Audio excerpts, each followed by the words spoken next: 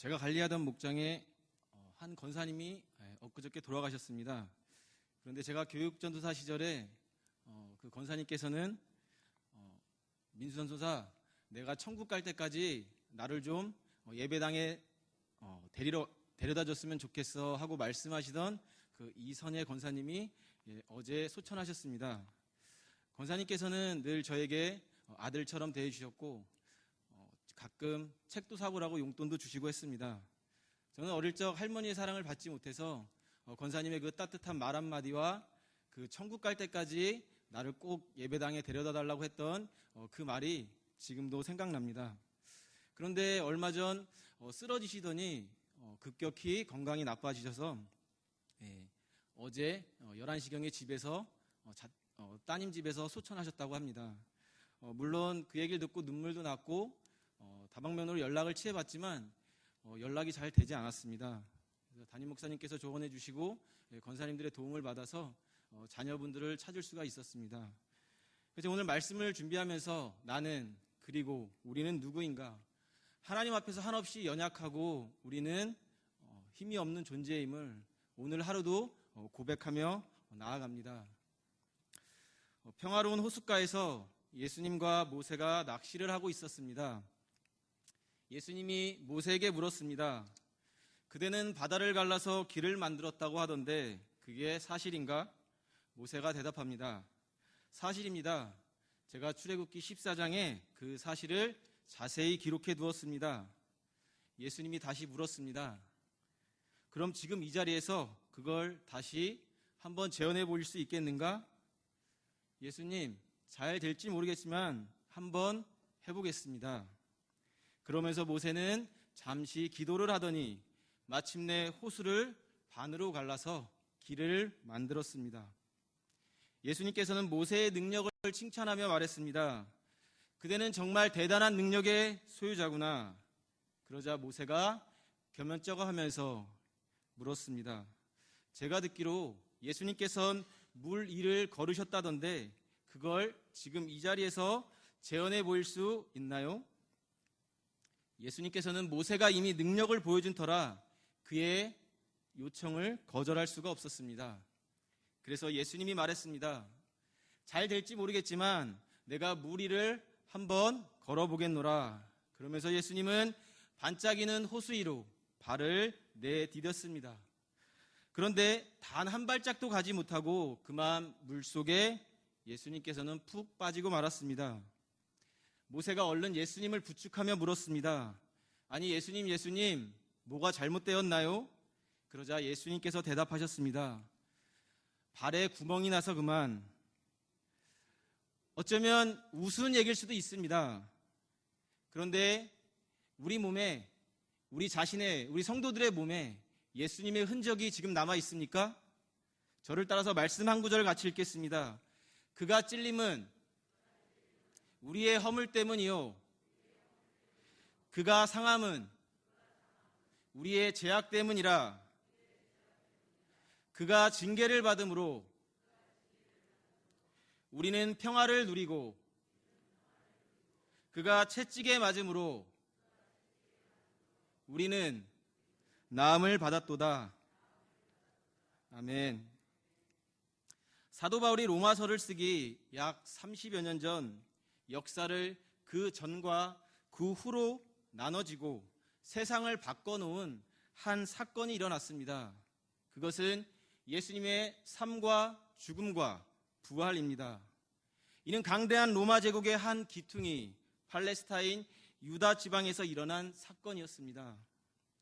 사람들에게 거의 주목받지 못했던 일이고 부산하게 돌아가던 권력의 도시 로마에서는 분명 아무도 거들떠보지 않았을 그런 사건이었습니다. 그런데 이 편지가 로마에 도착했을 때도 아주 극소수의 사람들만이 읽었을 뿐 힘 있는 사람들은 아무도 읽지 않았습니다. 당시 로마에는 읽을 거리가 풍부했습니다. 황제의 칙령, 세련된 시, 정교한 도덕 철학들이 넘쳐났고 게다가 그 대부분은 아주 수준 높은 글들이었습니다. 그러나 얼마 지나지 않아 그런 글들은 결국 다 흙먼지를 뒤집어 쓰는 신세가 되고 말았습니다. 하지만 로마서 편지는 그렇지 않았습니다. 로마 사람들에게 보낸 바울의 편지는 그 로마 작가들이 쓴 책들 전부를 다 합쳐 놓은 것보다도 훨씬 더 광범위한 영향을 끼쳤습니다. 로마에 아무런 연고도 없던 한 무명의 로마 시민이 쓴 편지가 그렇게 빠른 시간 내에 최고 영향력의 자리에 올라서게 된 것은 분명 놀라운 일입니다. 그러나 우리 스스로 이 편지를 읽어볼 때 깨닫는 바가 있습니다. 참으로 범상치 않은 것은 바로 로마서 편지 이 자체라는 점입니다. 곧 이 편지는 쓴 이나 읽은 이들의 무명의 사람들이었다고 해서 결코 오랫동안 무명으로 남아있을 그런 편지가 아니라는 사실입니다. 로마 사람들에게 보내는 이 편지는 왕성하고 열정적인 사고가 낳은 작품이라고 할 수가 있습니다. 하나님을 섬기는 일에 징집된 지성의 영광스러운 삶이 여기에 나타나 있습니다. 바울은 나사렛 예수의 삶과 죽음과 부활이라는 탁월한 증언과 경건한 믿음의 대상이 되고 있는 그 사실을 두고서 그것이 뜻하는 바가 무엇인지에 대해 숙고하고 있습니다. 예수님의 죽음과 부활 안에서 세계의 역사의 방향이 달라진 것, 또 그것이 지상의 모든 남자, 여자, 어린이들의 삶에 영원한 영향을 끼치게 된 것은 어째서일까요? 바울은 다음과 같이 대답합니다. 제가 로마서 8장 1절에서 2절 말씀을 메시지 성경으로 읽어드리겠습니다. 우리를 위해 오신 그리스도의 임재 속에 들어가 사는 사람들은 늘 먹구름이 드리운 것 같은 암울한 삶을 더 이상 살지 않아도 됩니다. 이제 새로운 힘이 움직이고 있습니다. 그리스도 안에 있는 생명의 성령의 세찬 바람처럼 불어와서 하늘의 구름을 모조리 걷어주었습니다. 죄와 죽음이라는 잔혹한 폭군 밑에서 평생을 허덕거려야 했을 여러분을 해방시켜 주었습니다. 우리 하나님은 처음부터 자신이 하실 일을 분명히 아셨습니다. 처음부터 하나님은 그분을 사랑하는 사람들의 삶을, 그분의 아들의 삶을 본떠 빚으시려고 결정해 두신 것입니다. 그분의 아들은 그분께서 회복시키신 인류의 맨 앞줄에 계신 분입니다. 그분을 바라볼 때 우리는 우리 삶이 본래 어떤 모습이었는지 깨닫게 됩니다. 하나님은 이처럼 그분의 자녀들이 어떤 모습이어야 하는지를 결정하신 뒤에 그들의 이름을 불러주셨습니다. 또한 그들을 그렇게 굳게 세워주신 뒤에는 그들과 끝까지 함께 하시며 그분이 시작하신 일을 영광스럽게 완성시켜 주셨습니다. 사도 바울은 유연하고 폭넓은 사고를 가진 지성인이었습니다. 그가 논리와 논증, 시와 상상력, 성경과 기도, 창조, 역사와 경험을 짜 넣어 써내려간 로마서 편지는 기독교 신학의 으뜸작으로 꼽히는 하나님의 말씀, 작품이라고 할 수 있습니다. 공자가 쓴 논어를 읽고 그 제자가 이런 이야기를 했다고 합니다. 논어를 읽음에 어떤 자는 읽고 나서 그 중에 한두 구절을 깨닫고 기뻐한다. 또 어떤 자는 읽고 나서 참으로 배움을 즐기는 경지에 오르기도 한다. 또 어떤 자는 읽고 나서 자기도 모르게 발을 구르며 손으로 춤을 추게 된다. 저는 로마서의 편지에 대해 이런 말을 덧붙이고 싶습니다. 로마서를 읽고 나면 무릎을 꿇고 하나님을 경배하게 됩니다. 로마서에 드러난 하나님의 거룩하심과 의로우심 때문에 로마서가 이해될 때 기뻐 춤추고 싶은 마음도 느낄 수 있고 깨달음의 즐거움도 느낄 수 있겠지만 로마서는 우리로 하여금 무릎을 꿇게 하고 하나님을 경배하는 책이라고 할 수 있습니다. 로마 교회는 우리가 익히 알고 있듯이 사도 바울이 세운 교회가 아닙니다.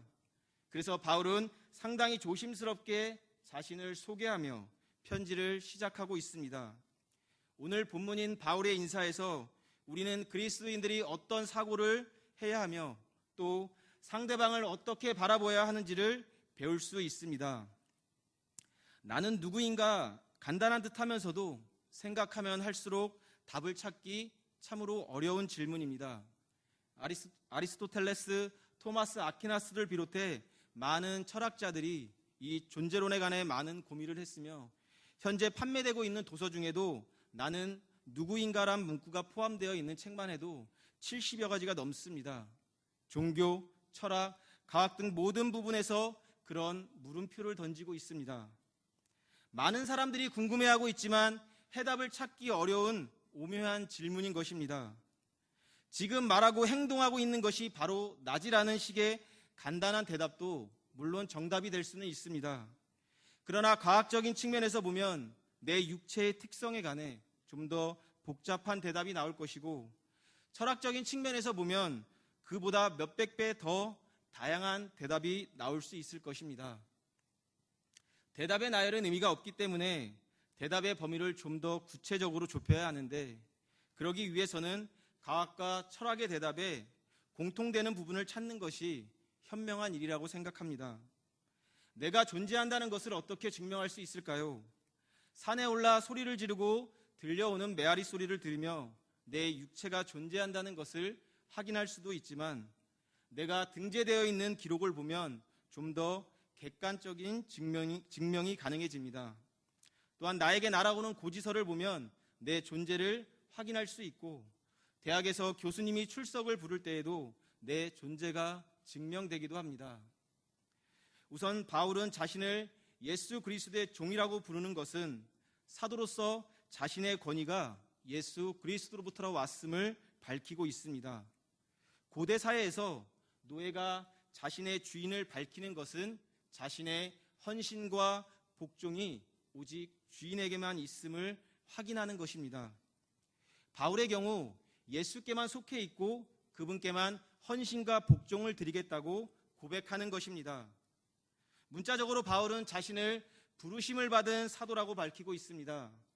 이것은 다메섹 도상에서의 부르심을 상기시키는 역할 외에도 자신을 수신자들과 연결시키는 역할을 하고 있습니다. 그들도 예수 그리스도로부터 부르심을 받은 사람들이고 성도로 부르심을 받았기 때문입니다. 수사학적으로 보면 바울은 자신이 예수 그리스도로부터 동일한 부르심을 받은 것을 상기시킴으로써 수신자들과 깊은 연대감을 형성하고 있는 것을 알 수 있습니다. 사실 바울은 높은 지위에서 종이나 다름없는 자로 추락한 비참한 처지에 있던 사람 중에 사람이기도 합니다. 하지만 그에게 예수 그리스도께서 자신을 부르셨다는 자부심이 충만하였습니다. 그리스도인이라면 현실의 삶에 어떠하든지 바울과 같이 자부심을 잃지 않는 우리 모든 성도가 되기를 소망합니다. 두 번째, 복음이란 무엇인가? 로마 교회 성도들에게 자신이 거짓 교사가 아님을 확인시키기 위해서인지 바울은 복음이 무엇인가에 대해 아주 자세히 서술하고 있습니다. 복음은 한마디로 좋은 소식입니다. 그런데 유감스럽게도 현대 교회는 복음을 내가 죄 용서받고 구원받아 죽어서 천국 가는 이야기로 이해하곤 합니다. 여기서 복음의 주체는 나 자신이고 복음의 목적은 나의 이익입니다. 그러나 복음에 대한 이런 이해는 두 가지 오류를 범할 수 있습니다. 첫째, 복음을 개인주의적으로 해석하여서 복음의 목적이 나 자신이고 예수의 십자가 사건은 나를 구원하기 위한 수단으로 전락할 수가 있습니다. 두 번째는 예수 그리스도의 십자가 사건을 오로지 형벌 대속적 관점으로 축소시킴으로써 복음 안에 담긴 하나님 나라의 구원의 역동성과 포괄성을 놓칠 수 있다는 것입니다. 그러나 오늘 본문에서 바울은 복음이 우리를 위한 이야기가 아니라 예수 그리스도에 관한 이야기라고 못을 받고 있습니다. 복음이란 무엇일까요? 예수 그리스도이십니다. 예수 그리스도 자체가 복음인 것입니다. 바울은 애써 자신의 복음이 구약 성경에 근거한 것임을 강조하고 있습니다. 사실 더 중요한 이유는 바울 자신이 정말 그렇게 믿었기 때문입니다. 이는 고린도전서 15장 3절과 4절에 잘 드러나 있습니다. 내가 받은 것을 너희에게 먼저 전하였노니 이는 성경대로 그리스도께서 우리 죄를 위하여 죽으시고 장사 지낸 바 되셨다가 성경대로 사흘 만에 다시 살아나사. 바울이 성경대로라는 문구를 반복하며 강조하는 것은 그리스도께서 일어났던 일들이 이미 구약 성경에 나와 있는 하나님의 약속에 근거한 것임을 보여주고 있습니다. 그런데 이 복음은 처음부터 끝까지 하나님의 아들에 관한 것입니다. 3절과 4절에 드러나 있는 복음의 내용은 그 아들의 출생과 부활에 관계된 것입니다. 첫째로 바울은 예수님이 다윗 왕의 혈통에서 태어나셨으며, 두 번째는 그분이 하나님의 이대한 아들로서 죽은 자들 가운데서 부활하셨음을 밝히고 있습니다. 다윗 왕의 적법한 자손이라는 것과 죽은 자들로부터의 부활을 통해 그분은 우리의 주님이 되셨습니다. 다윗 왕의 혈통에서 태어난 사실이 중요한 이유는 하나님이 예언자 나단을 통해 다윗 왕에게 주신 약속 때문입니다. 사무엘하 7장 12절에서 14절 말씀을 제가 읽어드리겠습니다. 내가 내 몸에서 날 내 씨를 내 뒤에 세워 그의 나라를 견고하게 하리라. 그는 내 이름을 위하여 집을 건축할 것이요 나는 그의 나라 왕위를 영원히 견고하게 하리라. 나는 그에게 아버지가 되고 그는 내게 아들이 되리니. 다윗 왕의 혈통에서 장차 올 씨가 하나님의 나라를 영원히 세운다는 약속이 바로 예수님을 통해 이루어졌음을 보여주고 있습니다. 육신적으로 예수님이 땅에 세워질 하나님 나라의 왕으로 오신 것을 보여준다면, 영적으로는 그분의 왕위가 공간적으로 땅에 한정되거나 시간적으로 제한적이지 않다는 것을 보여줄 수 있습니다.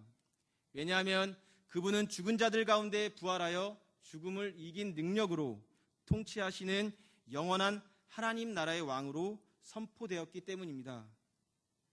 구약 성경에서 부활과 성령이 하나님이 마지막에 이 땅에 보내실 그분의 영원한 나라를 특징 짓는 두 가지 요소이기 때문에 성결의 영으로 예수님이 부활하셨다는 것은 그때가 왔음을 확정적으로 보여주고 있습니다. 또한 예수님의 부활로 오는 것이 중단될 수 없는 영적으로 영원한 하나님 나라에 그분을 따르는 사람들도 들어가게 될 것임을 보여주고 있습니다.